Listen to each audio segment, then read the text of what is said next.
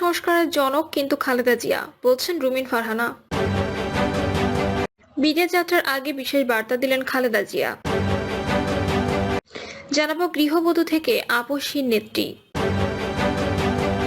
এবং সর্বশেষ জানাবো শীর্ষ সন্ত্রাসীরা শাকিলকে গ্রেপ্তারে বিএনপি নেতাকর্মীদের বাধা। শুনছিলেন সংবাদ শিরোনাম, এবারে বিস্তারিত। এই সংস্কারের জনক কিন্তু খালেদা জিয়া, বলছেন রুমিন ফারহানা। বিএনপির আন্তর্জাতিক বিষয়ক সহ সম্পাদক ও সাবেক সংসদ সদস্য রুমিন ফারহানা বলেছেন, অনেক সংস্কারের কথা হচ্ছে। সংস্কার ভালো জিনিস, সংস্কার দেশের ও মানুষের কল্যাণের জন্য করা হয়। তবে এটুকুও মনে করিয়ে দিই, প্রথম সংস্কারের কথা বলেছিলেন দেশনেত্রী বেগম খালেদা জিয়া। 2016 সালে যখন তিনি ডিভিশন 2030 বলে একটা দলিল প্রকাশ করেন, বিএনপি নেতাকর্মীরা সংস্কারের বিরুদ্ধে নন উল্লেখ করে জনসভায় রুমিন ফারহানা আরো বলেন, তবে একই সঙ্গে দেশবাসীকে মনে করিয়ে দিতে চাই, এই সংস্কারের জনক কিন্তু দেশনেত্রী বেগম খালেদা জিয়া এবং তারপরে আছেন বিএনপির যিনি কান্ডারি তারেক রহমান। তিনি সংস্কারের একটি দফা ঘোষণা করেছেন। তিনি আরো বলেন, সংস্কার নিশ্চয়ই হবে, তবে সেটা হবে মানুষের প্রতিনিধিদের দ্বারা। আপনারা যাকে ভোট দিয়ে নির্বাচিত করবেন, কেবল তাদেরই অধিকার আছে আগামীর বাংলাদেশ কেমন হবে, আপনাদের ভবিষ্যৎ কি হবে, কিভাবে উন্নয়ন করা যাবে, কিভাবে দেশটাকে সামনে এগিয়ে নেওয়া যাবে, কিভাবে মানুষের ভোটের অধিকার নিশ্চিত করা যাবে, কিভাবে মানুষের কথা বলার অধিকার নিশ্চিত করা যাবে, সবকিছু তারাই নির্ধারণ করবেন, যারা কিনা আমাদের ভোটে নির্বাচিত হবেন। রুমিন ফারহানা বলেন, আমাদের নেতা বিএনপির ভারপ্রাপ্ত চেয়ারম্যান তারেক রহমান একটা কথা হুঁশিয়ারি দিয়ে বলেছেন, আওয়ামী লীগ এখন চোখে দেখা যায় না, দৃশ্যমান কোনো শত্রু নেই, তবে অদৃশ্য কিছু শত্রু আছে। আমরা যদি ঐক্যবদ্ধ থাকি, আমরা যদি সঠিক মানুষকে রাজনীতিতে নির্বাচিত করতে পারি, বাংলাদেশে আর দ্বিতীয় হাসিনা তৈরি হতে দেব না। বিদেশ যাত্রার আগে বিশেষ বার্তা দিলেন খালেদা জিয়া। গণতন্ত্র যেন প্রতিষ্ঠা করা হয়, গণতন্ত্রকে যেন আমরা সবাই মিলে প্রতিষ্ঠা করি, এই বার্তাটি দিয়েছেন বিএনপি চেয়ারপারসন বেগম খালেদা জিয়া। রাতে দলীয় প্রধান বেগম খালেদা জিয়াকে বহনকারী এয়ার অ্যাম্বুলেন্সটি ঢাকা ত্যাগ করার পর বিমানবন্দরের সাংবাদিকদের একথা জানান বিএনপি মহাসচিব মির্জা ফখরুল ইসলাম আলমগীর। সুচিকিৎসা করে দেশনেত্রী বেগম খালেদা জিয়া দ্রুতই আবার দেশের মানুষের কাছে ফিরে আসবেন বলে আশা প্রকাশ করেন মির্জা ফখরুল। বিএনপি মহাসচিব বলেন, যাওয়ার সময় তিনি আবারও দেশবাসীকে বলেছেন তারা যেন আমার জন্য দোয়া করেন। আমি আল্লাহর কাছে এই দোয়া চাই, দেশবাসীকে যেন ভালো রাখেন, তাদের কল্যাণ করেন। মির্জা ফখরুল বলেন, ফ্যাসিস্ট আওয়ামী লীগ সরকারের নির্যাতনে মিথ্যা মামলায় বাংলাদেশের সবচেয়ে জনপ্রিয় নেত্রী দেশনেত্রী বেগম খালেদা জিয়াকে 6 বছর আটক করে রাখা হয়।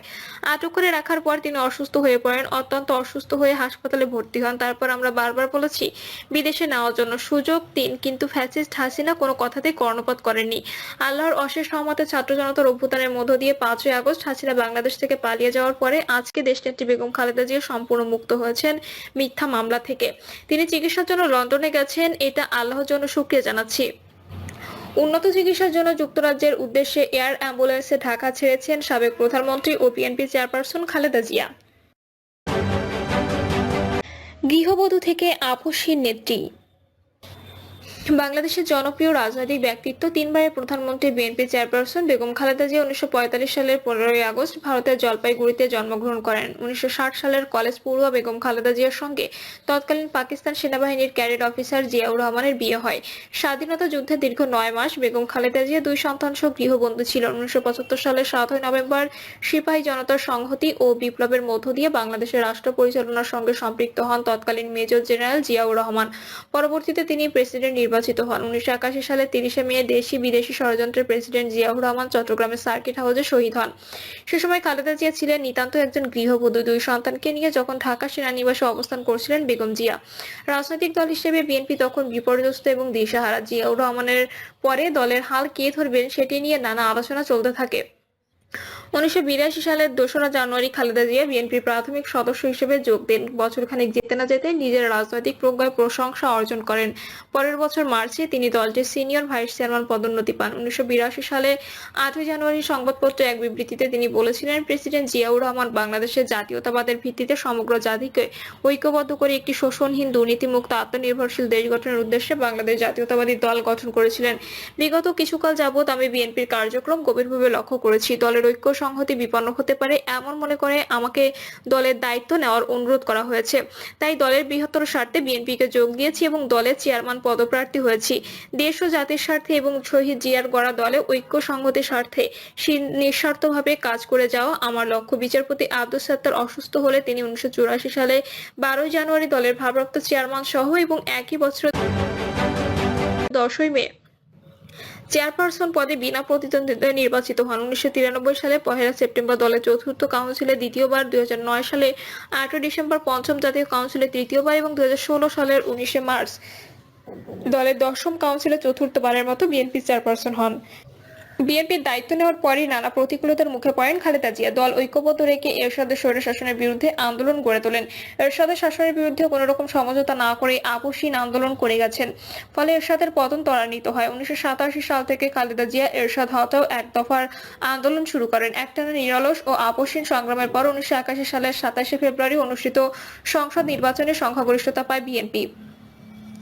খালেদা জিয়া 1991 সালে জামায়াতে ইসলামের সমর্থনে প্রথমবারের মতো দেশের প্রধানমন্ত্রী পদে নির্বাচিত হন। এরপর 1996 সালে 15 ফেব্রুয়ারি দ্বিতীয়বার ও 2001 সালে জোটগতভাবে নির্বাচন করে তৃতীয়বারের মতো প্রধানমন্ত্রী হন তিনি। খালেদা জিয়া দক্ষিণ এশীয় আঞ্চলিক সহযোগিতা সংস্থায় দুবার চেয়ারপারসনের দায়িত্ব পালন করেন। নির্বাচনের ইতিহাস খালেদা জিয়ার একটি অনন্য রেকর্ড হচ্ছে 5টি সংসদ নির্বাচনে 23 আসনে প্রতিদ্বন্দ্বিতা করে সবকটিতে তিনি জয়ী হয়েছেন। সেনা সমর্থিত 111 তত্ত্বাবধায়ক সরকারের আমলে খালেদা জিয়াকে 2007 সালের 3রা সেপ্টেম্বর গ্রেপ্তার করা হয়। দীর্ঘদিন কারাবাসের পর তিনি আইনি লড়াই করে সবকটি মামলায় জামিন নিয়ে মুক্তি পান। কারাগারে থাকাকালীন তাকে বিদেশে নির্বাসনে পাঠানোর চেষ্টা করা হয়, কিন্তু তিনি যেতে অস্বীকার করেন। আওয়ামী লীগ ক্ষমতায় এলে 2010 সালে 13 নভেম্বর খালেদা জিয়া ক্যান্টনমেন্টের বাড়ি থেকে উচ্ছেদ হন। তার অভিযোগ, বল প্রয়োগ করে তাকে বাসা থেকে বের করে দেওয়া হয়। তিনি ওই বাড়িতে 28 বছর ছিলেন। জিয়াউর রহমান নিহত হওয়ার পর তৎকালীন রাষ্ট্রপতি আব্দুস সাত্তার সেনানিবাসের বাড়িটি তার নামে বরাদ্দ দিয়েছিলেন। বিগত আওয়ামী লীগ সরকারের আমলে খালেদা জিয়ার বিরুদ্ধে 37টি মামলা হয়েছিল। জিয়া অরফানেজ ট্রাস্ট ও জিয়া চ্যারিটেবল ট্রাস্ট মামলায় তার সাজা হয়েছিল।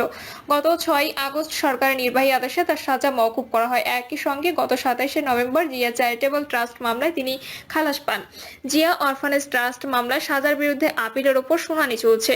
সাজা মওকুফের পরও কেন আপিলের উদ্যোগ, এমন প্রশ্নে তার আইনজীবীরা বলেন, বিএনপি চেয়ারপারসন আইনের প্রতি শ্রদ্ধাশীল। তিনি এমন মামলা একইভাবে মোকাবিলা করে খালাস পেতে চান। রাজনীতিতে যোগ দিয়ে স্বৈরাচার এরশাদবাদী আন্দোলনের মাধ্যমে আপোষহীন নেত্রীকে পরিণত হয়েছিলেন খালেদা জিয়া। এরশাদ বিরোধী আন্দোলনে 1983 সালের 28 নভেম্বর, 1984 সালের 3রা মে, 1987 সালের 11 নভেম্বর খালেদা জিয়া গ্রেপ্তার হয়েছিলেন। 3 বারের প্রধানমন্ত্রী, 2 বারের বিরোধী দলীয় নেতা খালেদা জিয়া 111 সময় গ্রেপ্তার হয়েছিলেন। দেশ ছাড়ার জন্য চাপ থাকলেও দেশে ছাড়েননি তিনি। এরপর বিগত 15 বছরে আওয়ামী লীগের শাসনামলে নির্যাতনের শিকার হয়েছিলেন। জেলও খাটতে হয়েছে তাকে, কিন্তু আপোষ করেননি। কারাগারে থাকা অবস্থায় খালেদা জিয়াকে স্লো পয়জনিং করে মৃত্যুর দিকে ঠেলে দেওয়া হয়েছিল বলেও অভিযোগ করেছেন বিএনপি নেতারা। আওয়ামী লীগ আমলে তাকে মুক্তি দিয়ে উন্নত চিকিৎসার জন্য বিদেশে পাঠানোর জন্য বিএনপি ও তার পরিবারের পক্ষ থেকে বারবার আবেদন জানানো হলেও তাতে সরকার